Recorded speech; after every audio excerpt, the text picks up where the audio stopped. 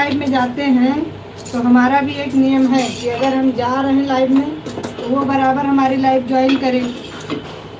अगर एक दिन 2 दिन हम गए उसके बाद आप हमारी लाइव नहीं ज्वाइन कर रही हैं तो हम बंद कर देते हैं लाइव में जाना। और अगर या तो फिर बाई मिस्टेक कोई दिक्कत हुई है, बाकी ऐसा होता नहीं है क्योंकि हम जिसके लाइव हम ज्वाइन करते हैं अगर वो हमारा सपोर्ट बराबर कर रहा है तो हम अब उसकी लाइव मिस नहीं करते हैं। अगर हम आपकी लाइव ज्वाइन कर रहे हैं तो आप हमारी लाइव ज्वाइन करिए बराबर, तब तो ठीक है। पता लगा ऐसे हमारे में एक वो हैं क्या बोलते हैं, लक्ष्मी बहन है।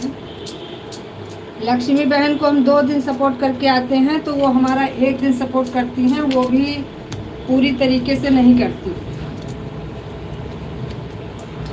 उनको अगर हम आधा घंटा 45 मिनट दे के आ रहे हैं, 1 घंटा दे के आ रहे हैं तो वो हमको 20 मिनट 25 मिनट देंगी, उसके बाद चली जाएंगी।